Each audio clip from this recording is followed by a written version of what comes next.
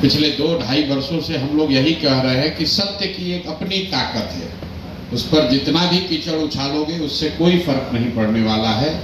धीरे धीरे लोगों को पता चलेगा कि सही रास्ता कहाँ है, कौन सा दल, कौन सी व्यवस्था उनके और उनके बच्चों के भविष्य के लिए बेहतर हो सकती है। जहाँ तक रह गई बात चुनाव की, बिहार जीतने की, बिहार बदलने की, व्यक्तिगत तौर पर मैं रोज कहता हूँ, हमारे लिए जन सुराज या ये प्रयास एमएलए बनना, मंत्री बनना, बिहार की सरकार में शामिल होना, ये हमारा जीवन का उद्देश्य नहीं है। इसलिए जन सुराज नहीं बनाए। जिसको थोड़ी बहुत भी राजनीति की समझ है वो जानता है कि अगर हमको एमएलए एमपी बनना होता, मंत्री बनना होता, तो उसके लिए इस तरह के किसी प्रयास की जरूरत नहीं है। आप जिस राज्य का नाम ले लीजिए, उसी राज्य से हम एमपी एमएलए बन सकते हैं, कोई पार्टी बना लेगा। हम यहाँ पर ये जो व्यवस्था शुरू कर रहे हैं, इस देश में गांधी के आदर्शों पर, व्यवस्थित तरीके से गांधी के आदर्शों पर चलने वाला एक कोई विकल्प बने, भले छोटा प्रयास है। आज ये आपको छोटा पौधा दिख सकता है, लेकिन जब कोई भी चीज आप शुरू करते हैं वो छोटा ही होगा। एवरेस्ट पर चढ़ने के लिए भी आपको नीचे से ही शुरू करना है। तो हमारी जो सोच है, ये व्यवस्था जो हम लोग बना रहे हैं, अगर आपको बीजेपी के विचारधारा पर आधारित राजनीतिक व्यवस्था से लड़ना है, तो हम लोग देख रहे हैं पिछले 10-15 साल से ये कहीं का ईंट कहीं का गारा जोड़कर आपको लड़ाई नहीं लड़ सकते हैं।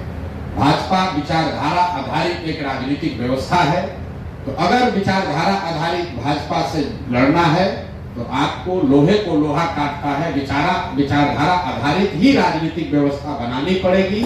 और इस देश में जब आपको भाजपा के विचारधारा से लड़ना है तो गांधी ही एक वो विचारधारा है जिससे कि उसका मुकाबला किया जा सकता है। तो जन सुराज बिहार में चुनाव लड़के सत्ता में काबिज होने का अभियान नहीं है। ये आजादी से पहले जो महात्मा गांधी की कांग्रेस थी, उस तरह की व्यवस्था को पुनर्जीवित करने का अभियान है। ये अभियान है उन सारे बिहार के लोगों के लिए जो समझते हैं कि बिहार में विकल्प के अभाव में पिछले 30-35 साल से लालू जी के डर से भाजपा को और भाजपा के डर से लालू जी को जो वोट देने की परिपाटी चली आ रही है, जो राजनीतिक बंधुआ मजदूरी का माहौल है, उससे अगर अपने और अपने बच्चों को निकालना है तो एक नई व्यवस्था बनानी पड़ेगी। उसी व्यवस्था का नाम है जन सुराज। जन सुराज किसी व्यक्ति का दल नहीं है, ये प्रशांत किशोर का दल नहीं है, किसी जाति किसी समाज का दल नहीं है, किसी परिवार का दल नहीं है।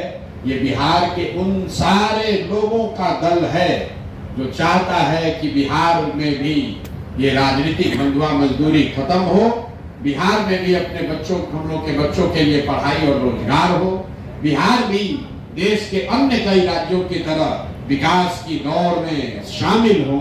जो लोग भी ये सोच रखते हैं वो जन सुराज के मालिक मुखिया हैं। आज प्रशांत किशोर इसके चेहरा के तौर पर दिख सकते हैं। आज से 5 वर्ष के बाद, 10 वर्ष के बाद संभव है कि प्रशांत किशोर से भी काबिल कोई व्यक्ति जो इसी बिहार का हो, जो इस दल का नेतृत्व करेगा। वो मुस्लिम भी हो सकता है, वो अति पिछड़ा भी हो सकता है, वो सामान्य वर्ग का भी हो सकता है, वो दलित समाज का भी हो सकता है। जाति और पारिवारिक पृष्ठभूमि का ध्यान में न रख के सिर्फ और सिर्फ मेरिट और समाज के लिए कुछ करने की क्षमता के आधार पर इस दल को चलना और बढ़ना है। आप दोनों लोग का मैं तहे दिल से शुक्रिया अदा कर रहा हूँ और एक ही बात कह के खत्म करूंगा कि चाहे कुछ भी हो जाए, जब तक मैं इस व्यवस्था से जुड़ा हूं, 2 बातें बिल्कुल आप लिख लीजिए कि मेरे आचार विचार व्यवहार से ऐसा कुछ भी नहीं होगा जिससे कभी जीवन में आपको इस दल से जुड़े होने से शर्मिंदगी उठानी पड़े। और दूसरी बात, जिस ईमानदारी और शुद्धता से मैंने इसका नींव रखा है, जब तक मेरी जिंदगी है, उस ईमानदारी और शुद्धता में कोई कमी नहीं आने दूंगा। उससे कोई कॉम्प्रोमाइज नहीं होगा, ना विचारधारा के आधार पर, ना व्यवहार के आधार पर कॉम्प्रोमाइज नहीं होगा। चाहे 10 वर्ष लगे, 20 वर्ष लगे, सफलता मिलना नहीं मिलना अलग बात है, लेकिन ईमानदारी और शुद्धता से कॉम्प्रोमाइज नहीं होगा।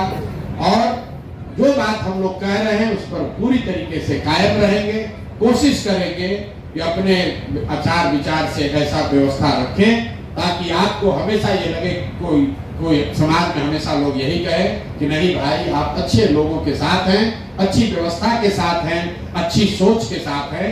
जीत और हार तो ऊपर वाला तय करता है, हम लोग निमित्त मात्र हैं, हम लोग अपना काम कर सकते हैं, लेकिन अच्छा करेंगे, अच्छी सोच के साथ करेंगे, अच्छी भावना के साथ करेंगे तो लोगों की दुआओं में दम है, जीत तो अपने आप मिलेगी। इन्हीं शब्दों के साथ आप दोनों साथियों का, आप दोनों भाइयों का इस परिवार में फिर से स्वागत, अभिनंदन, शुक्रिया, बहुत बहुत धन्यवाद।